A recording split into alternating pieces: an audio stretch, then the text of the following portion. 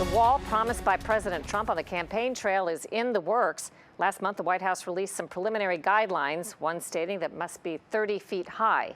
It's just one part of the White House plan to stop illegal immigrants crossing the southern border. There's also going to be a hiring spree of thousands of new Border Patrol agents and immigration officers. It's not the first time that's been tried. I recently heard a cautionary tale from James Tomshek, former head of Internal Affairs for Customs and Border Protection. Calls for the hiring of another 5,000 Border Patrol officers. Do you think that's a positive move? I don't think there's any question that there needs to be an increase in staffing to make the border more secure.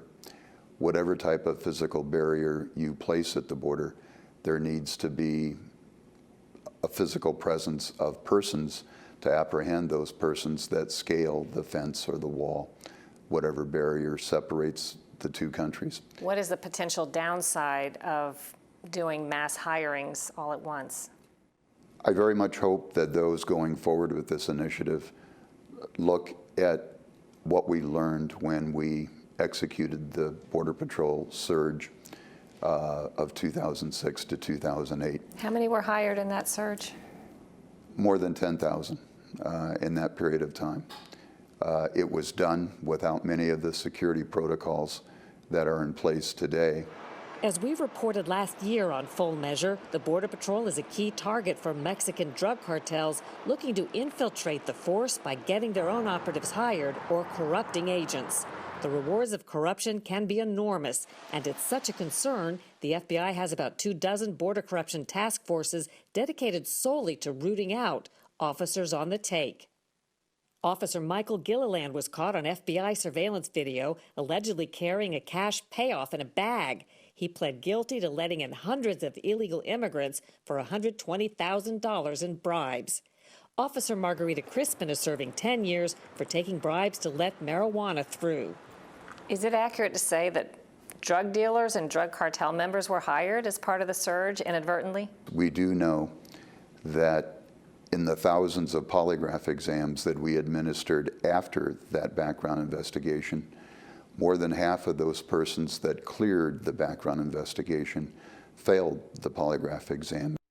Included in that study group of more than 1,000 were persons who admitted that they were infiltrators, that they actually worked for a drug trafficking organization either on the U.S. side of the border or the Mexican side of the border, who had been directed to infiltrate CBP and compromise what they do there. For most of the hiring spree from 2006 to 2008, polygraph exams weren't required, which alarmed Tomshek, who previously served in the U.S. Secret Service. He was instrumental in making lie detector tests mandatory for new Border Patrol agents. They included many persons who were actively involved in smuggling activity, persons who very frequently used drugs, were currently using controlled substances, and included persons involved in significant serious felony crimes.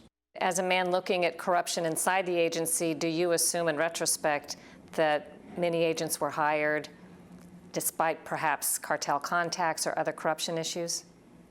Unfortunately, I think it's a virtual certainty that at least 5% of the workforce that was hired during that period of time are likely persons who have engaged in criminal misconduct and likely engaged in acts of corruption.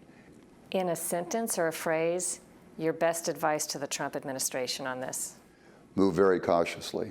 If there is a reduction in the security protocols to screen and vet applicants, I believe it will reduce in a significant compromise to the agency's future integrity. On the question of how to hire so many so quickly without compromising security, Homeland Security says they will try to recruit people who've already been vetted, such as military and federal law enforcement officers.